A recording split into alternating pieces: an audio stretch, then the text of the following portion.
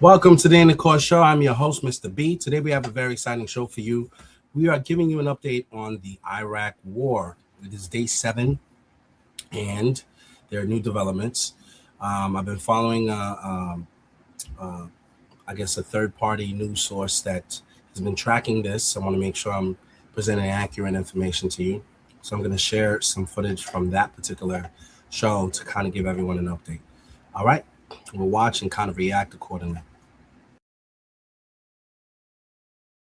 It's day 7 of the war in West Asia, a full week of relentless bombings and deaths. And today was no different. Israel and the US continued airstrikes in Iran. Meanwhile, Iran kept up the missile and drone barrage.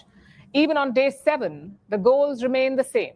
The US and Israel want to topple the Iranian regime, and Iran wants to survive at any cost. US President Donald Trump says he wants just one deal from Iran. And that's a deal on total surrender. He says he wants to install a new leader and make Iran great again. But how close is he to that goal? As always, let's look at the latest updates. Israel carried out another wave of airstrikes on Tehran. The target was regime power centers, including the presidential palace and the residence of the supreme leader. Both targets were bombed on the first day of the war.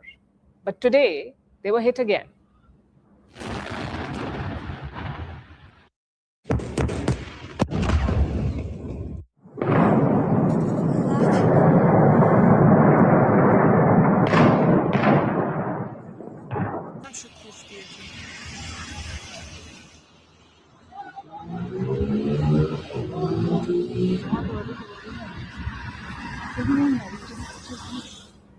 So why the double hit?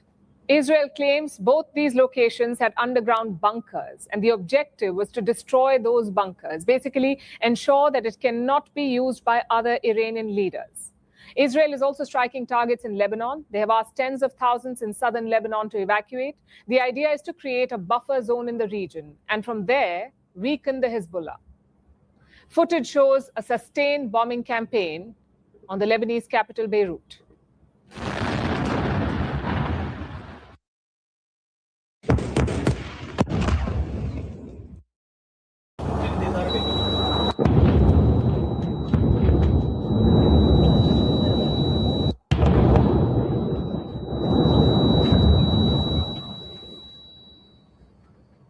Now to the other side. Iran has launched another wave of strikes on the Gulf and Israel. They appear to be using heavier missiles now, including the Khorram Sheher 4. This is a missile with a massive 1.5-ton warhead. It's capable of inflicting heavy damage.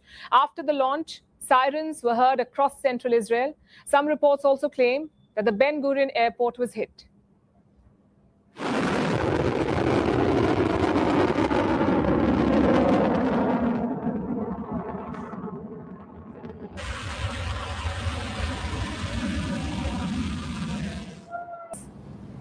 It has also launched around 1,400 drones.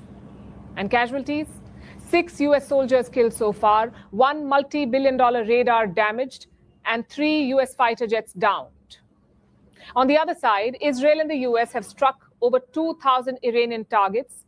Their strikes have killed over 1,300 Iranians. That's civilians plus soldiers. Over in Lebanon, the Israeli strikes have killed 120 people. The question is, what comes next?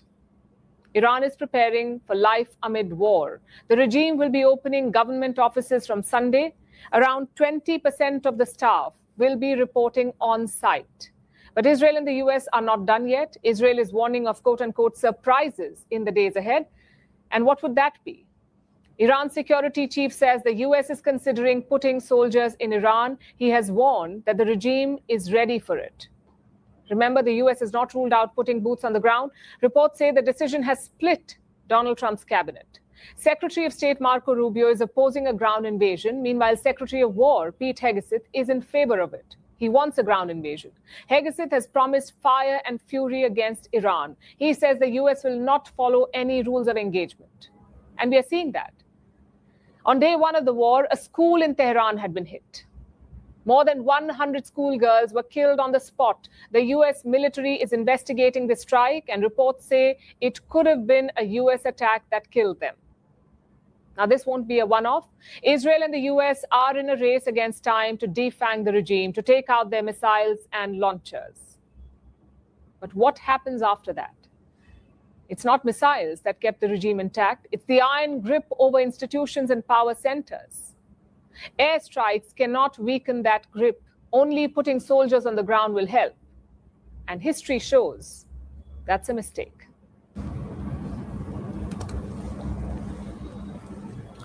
And with that, it's time for our top videos. Today marks the 7th day of the war, as we've just told you. By now, we've seen it all, the missile strikes, the drones slamming into buildings, the bodies piling up, and the terrifying videos of people running for cover in sheer panic.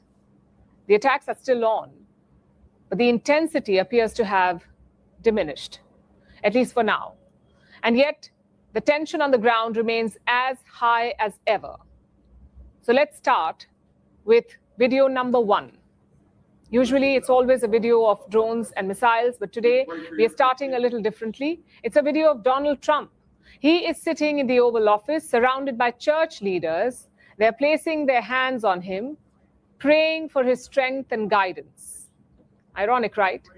This is a president who has bombed 7 countries in 1 year. Last week, he bombed Iran again, and now they're praying for his strength. The internet has called it tone deaf. For your presence today, lifting up the arms of our president.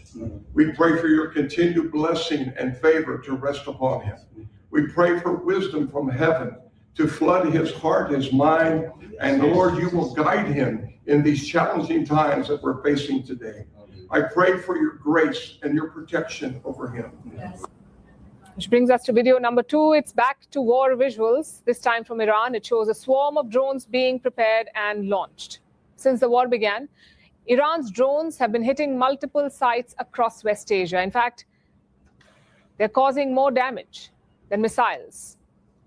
And they're cheaper to make, the drones. Iran says these drones, the ones on your screen, targeted Israeli sites, including a radar installation.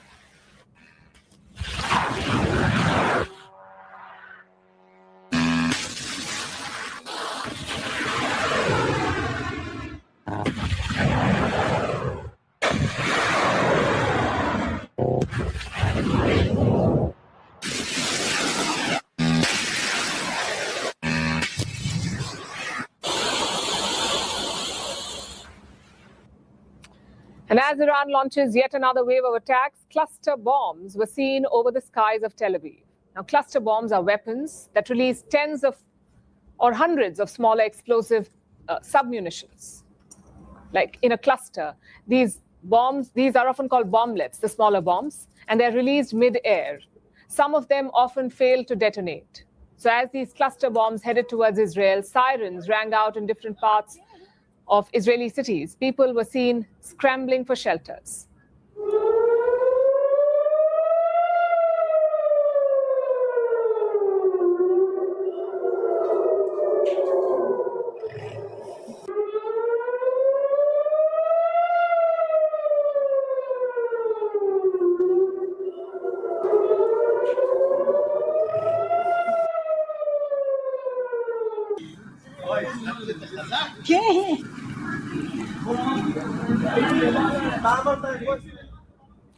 Meanwhile, Israel continues as a militant group, a regional proxy of Iran.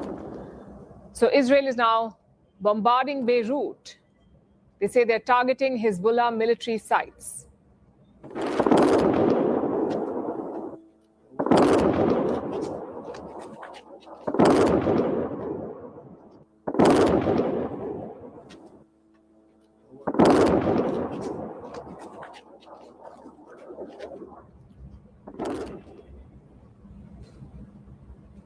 Over the last week, we've also been telling you about curated war videos. And here's yet another one of them from the United States. The US Central Command, or CENTCOM, has released new footage. It shows FA-18 Super Hornets operating from a US aircraft carrier at sea. Jets can be seen taxiing across the flight deck. Ground crew guide them into position. Moments later, the fighters launch into the sky. Other scenes show jets landing back on the carrier. A helicopter is also seen touching down nearby. CENTCOM says the footage is linked to Operation Epic Fury. That's what the Americans are calling this. But the exact time and location were not revealed, the exact time and location of these launches. So the footage cannot be independently verified. Right now, the United States has 2 aircraft carriers deployed in West Asia. One is the USS Gerald R. Ford, the world's largest aircraft carrier. The other is the USS Abraham Lincoln.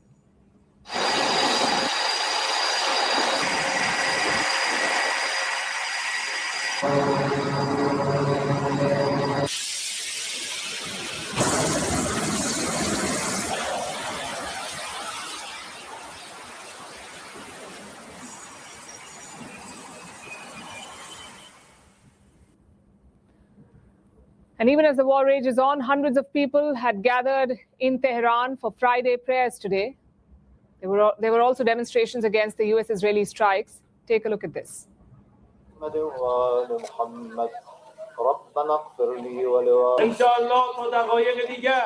امید مستضعفان خامنه ای زنده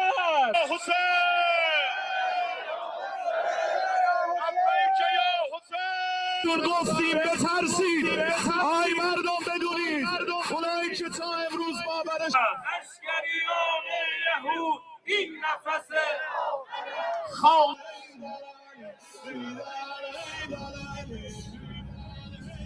Now you may ask why we do this every day. Why do we show you the top videos of the day every day? It's because of videos like this one. Watch it first.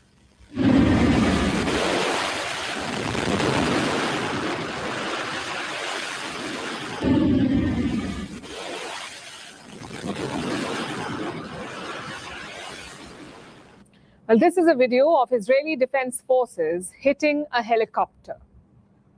But is it a real helicopter or just a painted decoy?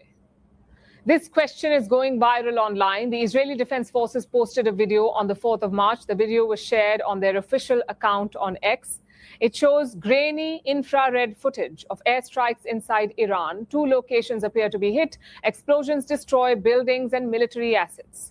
The IDF, the Israeli Defense Force, claimed one strike hit an Mi-17 helicopter, but many viewers noticed something strange. They said the video does not show a real helicopter. Instead, it appears to show a painting or drawing of a helicopter on the ground. Some believe it could be a decoy target. Others argue the low-quality infrared footage might be misleading. The debate is now spreading across social media, and there are many such videos that raise doubts, which is why we keep saying, before you share anything online, please verify. If you can't, don't hit the forward button, because in this war, misinformation is flying faster than missiles.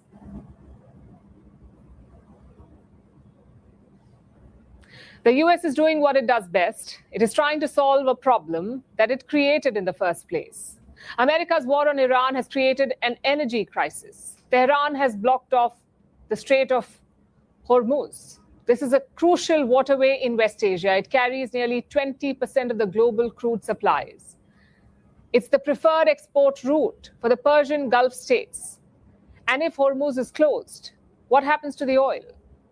Well, this was a big concern for India. We get nearly 40% of our crude through this waterway, and right now we have around 50 days worth of crude and fuel reserves.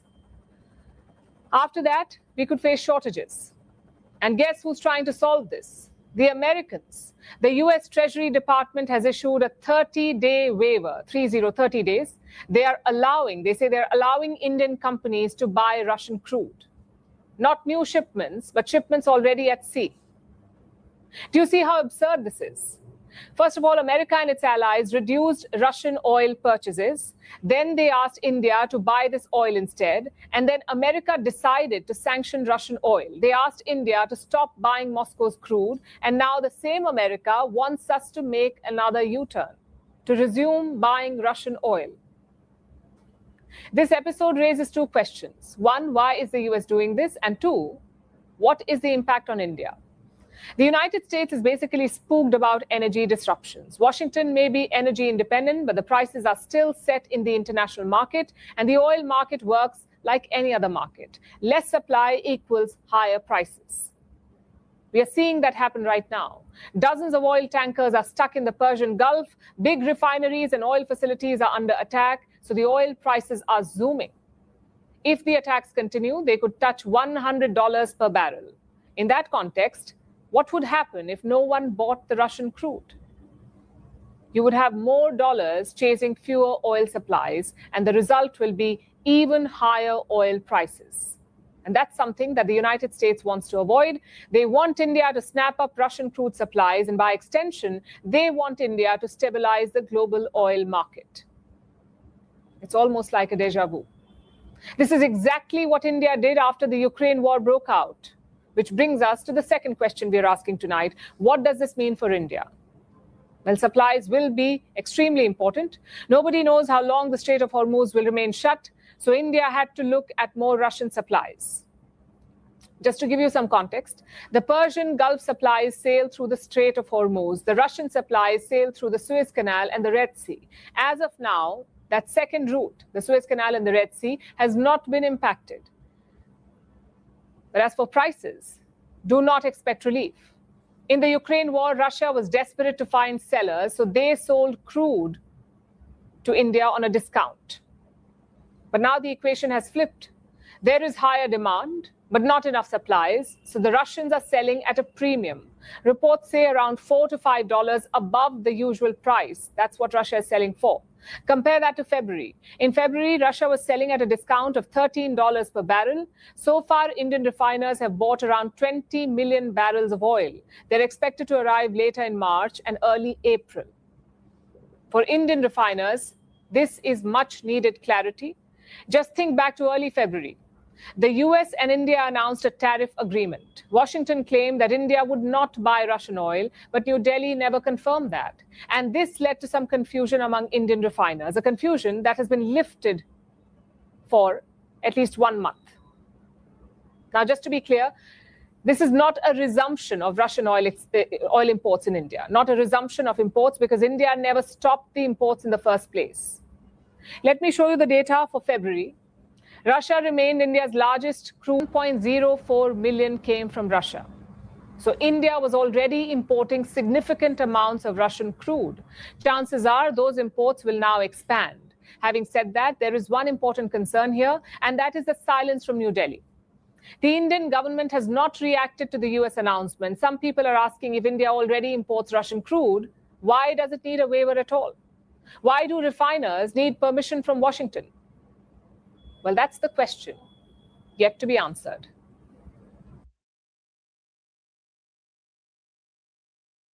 The most powerful office in the Islamic Republic of Iran is empty.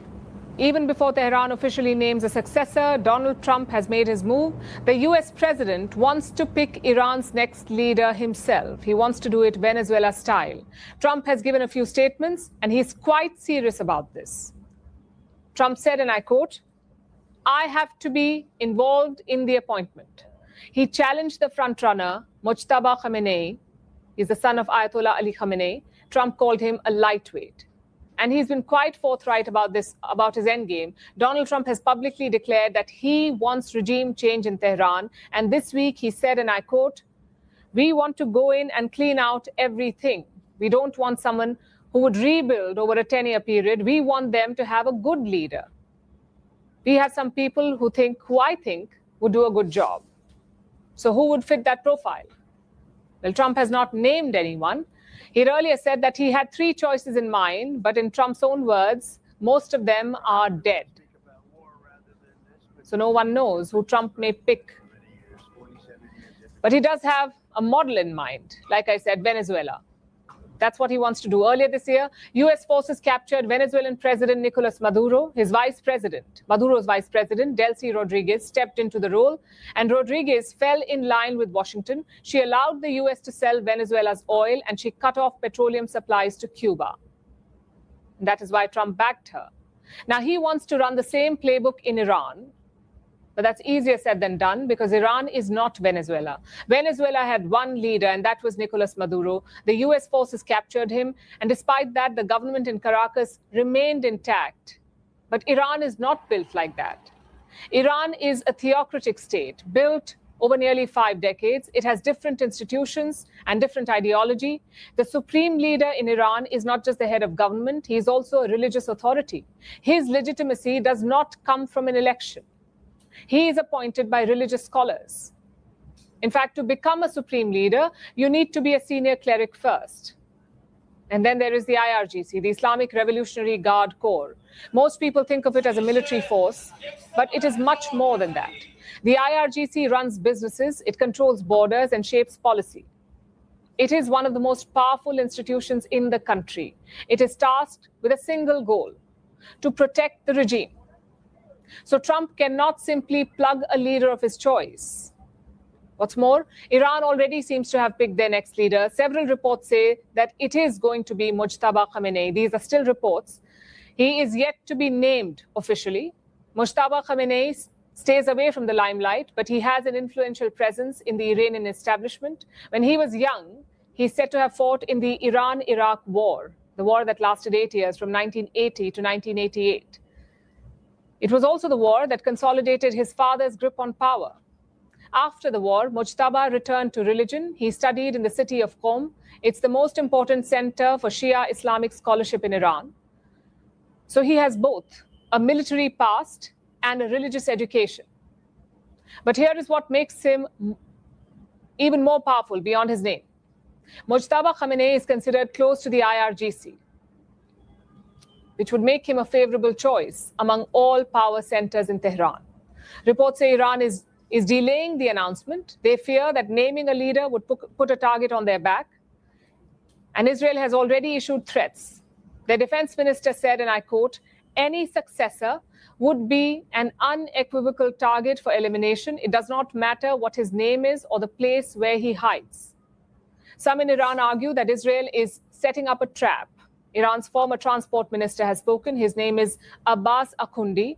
He wrote the statement on X, and I'm quoting again, "Is the main issue for Iran in the current situation really the selection of the next leader, or is it war and the defense of the homeland?" So it seems the establishment is split. Either way, Iran's most powerful post remains empty as the regime fights an existential war.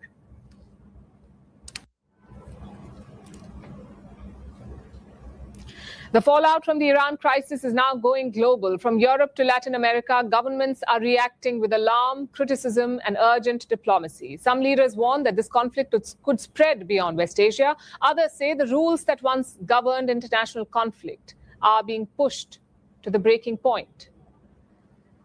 China is even talking to Iran to allow the safe passage of oil and gas through the Strait of Hormuz. So how is the rest of the world responding? And why are many countries saying that this moment could reshape global power politics? Our next report tells you. Let's start in Europe. Leaders there are worried about one thing: the war spreading. French President Emmanuel Macron warned that Lebanon could be dragged into yet another war, something Europe desperately wants to avoid. Meanwhile, NATO quietly raised its ballistic missile defense posture after Iran fired a missile toward Turkey. That's a big deal, because once NATO missile defenses activate, it means the alliance believes the conflict could spill into its own territory. And then came the diplomatic scramble. Italy temporarily closed its embassy in Tehran and moved staff out to Azerbaijan's capital, Baku. But the loudest reaction didn't come from Europe. It came from what diplomats call the Global South, countries across Asia, Africa, and Latin America. Many of them say the attack crossed a line.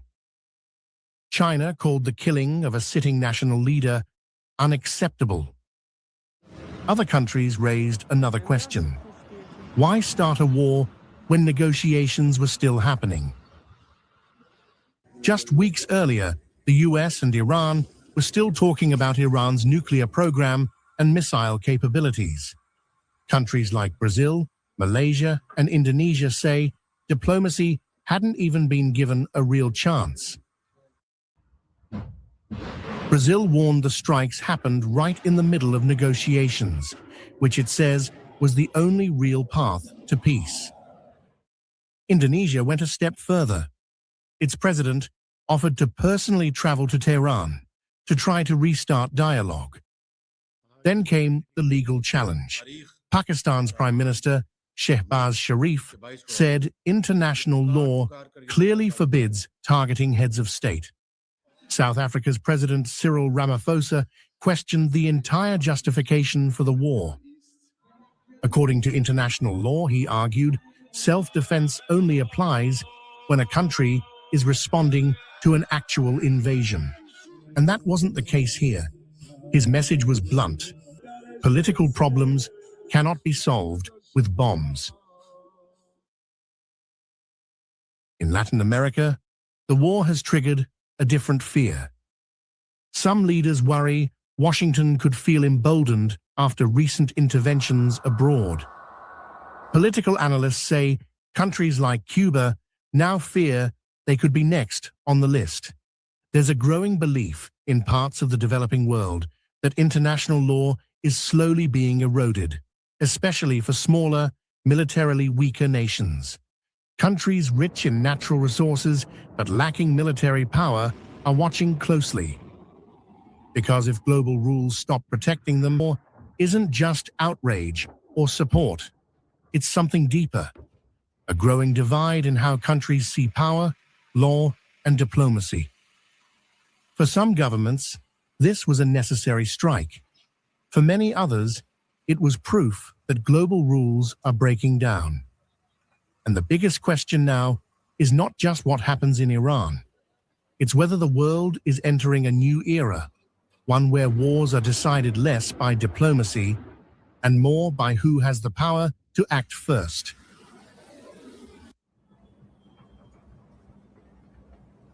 The US-Israel war against Iran could soon take an unexpected turn. A new player may enter this conflict. And no, I'm not talking about European countries or the Gulf nations. I'm talking about the Kurds. They are an ethnic group spread across several countries in West Asia, and millions of them live inside Iran.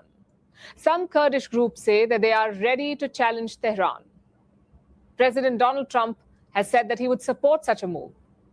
But this idea is already raising concerns in the region. So will the Kurds open a new front in this war? And what will it mean for West Asia? Here's a report. A new front could soon open in the war in Iran. And the fighters at the center of it may come from the mountains along Iran's western border. They are the Kurds, one of the largest ethnic groups in the world without a country. For over a century, they have fought for a homeland that never became a reality. Around 30 to 40 million Kurds live across Turkey, Iraq, Syria, and Iran. They have their own language, culture, and identity, but no state to call their own. When the modern map of West Asia was drawn after the collapse of the Ottoman Empire a century ago, the Kurds were carved up between nations. That division has shaped everything since. Rebellions, crackdowns, and temporary alliances that collapsed when they were no longer useful. Today, around 9 million Kurds live inside Iran alone. Most are concentrated along the country's western border, with Iraq and Turkey, and several Kurdish opposition groups want a political change in Tehran. Our struggle is for a democratic and decentralized Iran that guarantees the Kurds and other peoples the right to self-determination. Now the war has placed them back in the spotlight. U.S. President Donald Trump has said he supports the idea of Kurdish fighters launching an offensive inside Iran. I think it's wonderful that they want to do that. I'd be all for it. But he did not say whether Washington would provide air cover or any military support. The comments come as the United States and Israel continue strikes on Iranian targets. Along the Iran-Iraq border, several Iranian Kurdish opposition groups say they have been preparing for this moment.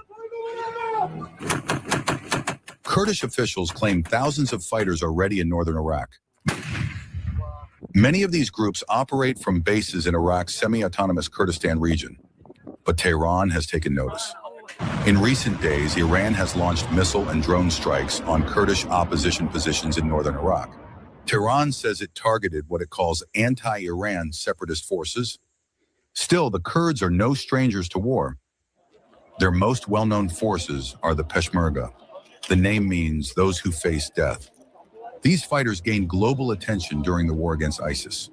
They fought alongside the US-led coalition in Iraq and Syria and helped push the terrorist group out of key strongholds. That battlefield experience is one reason why Kurdish fighters are now being discussed as possible partners in the conflict with Iran.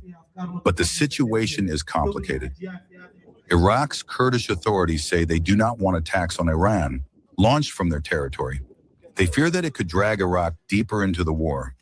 Turkey, meanwhile, is also wary of armed Kurdish groups gaining strength near its borders. And the Kurds themselves remain cautious. Their history with global powers has often ended with disappointment. They remember being abandoned before and worry it could happen again. For now, Kurdish fighters say they have not crossed into Iran. But as the war continues and pressure builds on Tehran, what they do next could reshape this conflict in West Asia.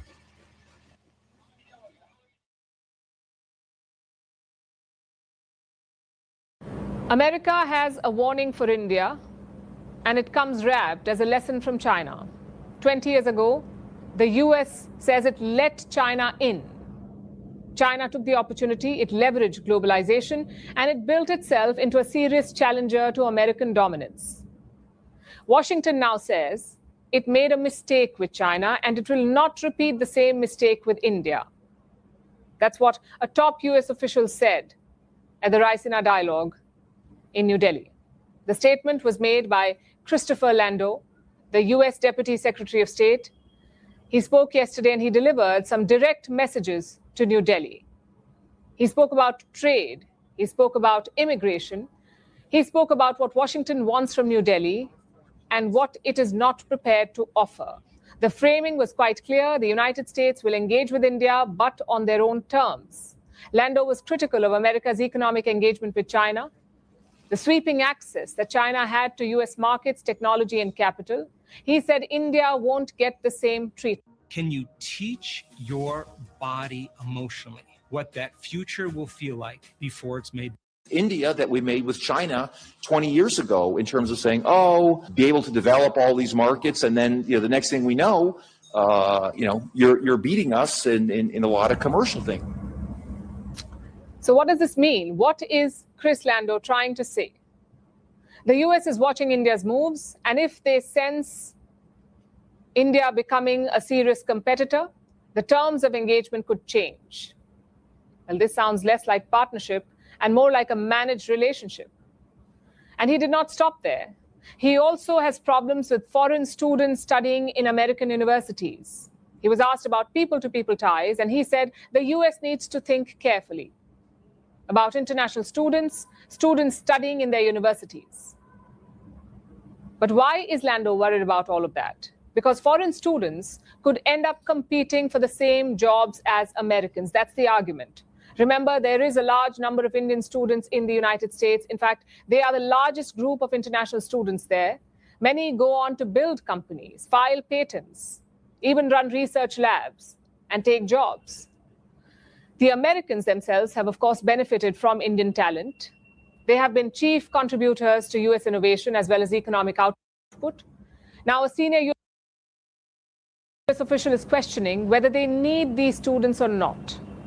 And this, of course, did not come out of nowhere. It is part of a broader shift in Washington, fueled by Donald Trump himself. His administration has tightened immigration rules. He went after the H-1B visa program, the route that most Indian technology workers use to work in the United States. It is now in a deep freeze. And this has left thousands of Indian professionals in a limbo. That being said, officials on both sides insist that the two countries remain close. In recent months, trade ties have improved. India has managed to shake off Trump's punitive tariffs, the 50% import tax, which was the highest in the world. Trade volumes have grown. Defense ties remain deep. Technology cooperation is expanding. Despite his criticism, Lando acknowledged that the US has, and I'm quoting, many win-win situations with India. But close does not mean the same as comfortable. And this week was a reminder The partnership has promise, but it rests on a foundation of unresolved friction. Our next story is about the cost of the ongoing war in West Asia. You see, when missiles fly, we often think about the damage they cause on the ground, but they also hit the balance sheets. And this conflict is burning through billions of dollars. I'll give you an example. The United States is spending nearly $900 million every day. Meanwhile, the war is costing Israel about $3 billion per week. So this is not just a battle of firepower, it is also a test of who can afford to keep fighting. Here's a report. A missile streaks across the sky. An interceptor rises to counter it, and in seconds, millions of dollars disappear in a flash. This is the financial cost of the war between the United States, Israel, and Iran. Because modern wars are not only fought with firepower, they are fought with money, stockpiles, and industrial capacity, and the numbers are staggering. Analysts estimate Washington alone is spending about $891 million every day on the conflict. In just the first 100 hours, the bill had already reached about $3.7 billion. To give some context, a Tomahawk cruise missile can cost up to $2 million. A Patriot interceptor missile can cost $3 to $4 million. And a THAAD interceptor missile can cost about $12 million. When dozens are launched in a single night, the cost climbs into hundreds of millions of dollars. But Washington says it has the resources to keep fighting.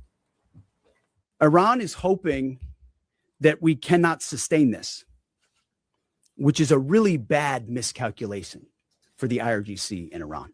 We've got no shortage of munitions. Our stockpiles of defensive and offensive weapons allow us to sustain this campaign as long as we need to. The United States has deployed enormous military power in the region. More than 50,000 troops, about 200 fighter jets, and 2 aircraft carriers are supporting the campaign. American and Israeli forces have already struck nearly 2,000 targets across Iran. But sustaining a war is not only about the United States. Israel also faces a difficult calculation. Its air defense systems must intercept incoming missiles constantly. Some of its interceptor missiles cost millions of dollars.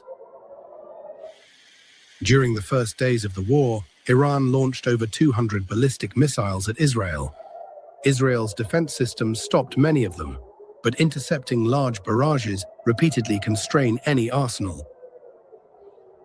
And the longer the war continues, the higher the price climbs. The war is also hitting Israel's economy. Officials estimate the conflict could cost about $3 billion every week for Israel. Yet Tel Aviv insists it can sustain the fight.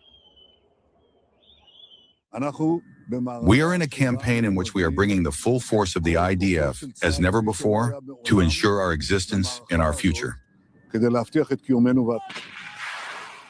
Iran, meanwhile, is fighting with a different strategy. Tehran relies heavily on ballistic. Over 2,000 drones have already been launched by Iran in retaliation. Some of these drones are relatively cheap to produce. That allows Iran to fire them in large numbers. But those stockpiles are not unlimited. Iran is also operating under heavy international sanctions. Those restrictions have long squeezed its economy. On top of that, US and Israeli strikes are targeting missile launch sites, weapons depots, and manufacturing facilities. That could limit how long Iran can maintain the current pace of attacks. In the end, this is a war of attrition as much as firepower. Every missile fired is a stockpile reduced. Every interception comes at a cost. And for each side, the question is no longer just who is winning. It is how long they can keep fighting. That's all that we have for you on this show tonight. But the war in West Asia is developing every minute, so we will be tracking all the updates. Do stay with First Post for the very latest. So there you have it, folks. That's the latest. Couple things to take into consideration. The cost of this war. I don't think we've really properly assessed what the cost of this war is going to be. I think a lot of people assume that Iran was not going to put up a fight. They were going to lay down, or there was going to be some uprising, and they were going to just be greeted as liberators. And that's not the case here. Iran seems like they're ready to fight till the bitter end. And 100 million people, it's hard to subdue 100 million people, of which there's a big population of people who've been programmed for many years not to like anything about you as an invader. So the idea that you're going to somehow convince these people that your way of life, democracy, and, you know, you dictating a leader that they're now going to have to be subjected to, that is actually very troubling. To hear the report say that Trump wants to actually determine who the leader is going to be, and in determining who the leader is going to be, that means he wants to be able to control that leader. But a leader like that is not going to have any power if people don't buy into his message. So the only way you can have a leader like that is you're going to need to put some military support behind him to ensure that what he wants done is actually executed on the ground, which to me sounds like a long term engagement where you're going to have a presence all over that country. 100 million people. You got to have a big presence all over that country, or else there'll be an uprising. We've seen it in Iraq when they attempted to insert a leader. The people didn't buy into the leader. You saw a lot of people challenging, a lot of groups uprising, and ISIS came as a result of that. And they ended up taking over parts of the country because they weren't supporting the leader that was posted there. And ISIS became a problem that Obama really couldn't handle. Luckily, Trump was able to come in and gain control of it in his first term. But placing a leader and for a group of 100 million people whose ideology totally differs from yours is not going to be the solution, right? Like, this is not, you know, Venezuela, where, you know, they grew up in a democratic system. They're used to that. These people, like they said in the reporting, these people are accustomed to, you know, their supreme leader having some religious sort of backing, so that there's clerics, there's sort of a system where not only do you have to have the leadership position, but you have to have some sort of leadership qualities that's condoned and allowed by the clerics that are there. And I don't know that we understand the dynamics of these people's belief system and process enough to just implement a leader. I just don't think it's the wise move. But as you could see from day to day, the story is changing. First, it's a 3 to 4 week operation. Then it could take longer. Then now you want to be in, you know, we're not going to put boots on the ground, but now we may have to put boots on the ground. To now we're going to insert the leader, you know, like in a country where they may not receive that. So to me, I don't know that this is heading in the right direction, because it sounds like with every passing day, the terms keep changing in terms of what's going to be required. And I don't know. I think, in my honest opinion, Trump bit off a bit more than he could chew. I'm rooting for Donald Trump. I want to see him win. I want to see America win. I don't think this is the way that he's going to do that. This is the Iran issue has been a problem for 40 years, and they haven't been able to solve it in 40 years. I don't know that Trump, you know, that he's kind of got a mixed feel here in America. There's more, the majority of the people like him, but there's a lot of people who dislike him. And there's a party who hates him and who wants his position. And he doesn't have clear-cut wins in both houses. And because of this war, the longer it drags out, the more likely he will lose one body of the House. And there's already talk about impeachment and efforts to kind of curtail his powers. So how could he keep this sustained effort when there may be a branch of government that opposes him in that process? I mean, he had a hard enough time in his first term doing what he needed to do in terms of his agenda, because he was always fighting impeachment, fighting some sort of conspiracy about being a Russian agent, and all these random allegations that was being made.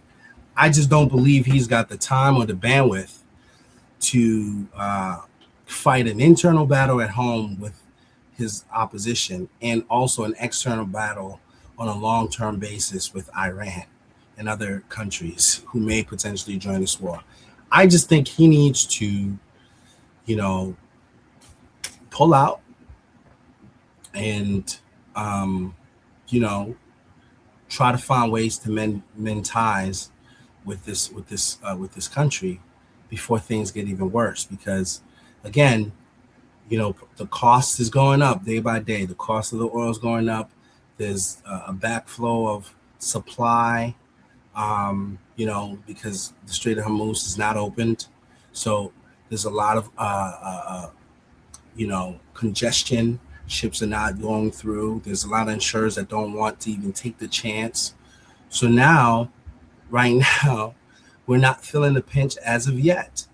But when people start to feel the pinch, and their oil is high. We just saw some reports that said that unemployment numbers are going up, in the U.S. People are not finding jobs. There's been cutbacks to a lot of government jobs.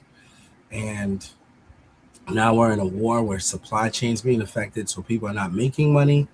And now things are going to cost more as a result of this war. Doesn't bode well for whatever's about to happen in the midterms.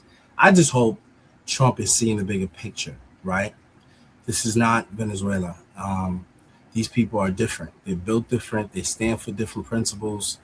And they're just not going to lay down and let us, impose our will on them. It's just, they're too big of a country to think that we can do that. And then you have other superpowers, the North Koreas of the world. You got the Russians of the world who's kind of on the fence, the Chinas of the world, and even the Indians of the world who's kind of in a weird place. They depend on the oil. They're being tossed and turned back and forth. And these countries made up BRICS, right? So BRICS has their own agenda that this is in conflict with. So at some point, those guys may get together and say, look, we got to take a stand for what we're trying to build, to compete. And if we continue to sit back and allow these things to happen, we may not have a way to compete, which defeats the overall purpose of establishing BRICS in the first place. So I just think there's too much at stake, and that Trump is digging himself in a bigger hole. I pray that he comes to this realization sooner rather than later. In either event, I'll be praying. I'll be believing God that our president makes the right informed decisions. But I think he definitely needs to reevaluate this particular decision. All right, that's it for me. I thank you guys for joining us on today's show. Obviously, getting an update on what's going on in the world. I look forward to, connecting with you guys, seeing your comments. If you're not already connected to the Inner Core Show, I definitely ask that you like and subscribe. Stay connected, weigh in, share the videos, and let me know what your thoughts are. All right, until we speak again, God bless. See you soon.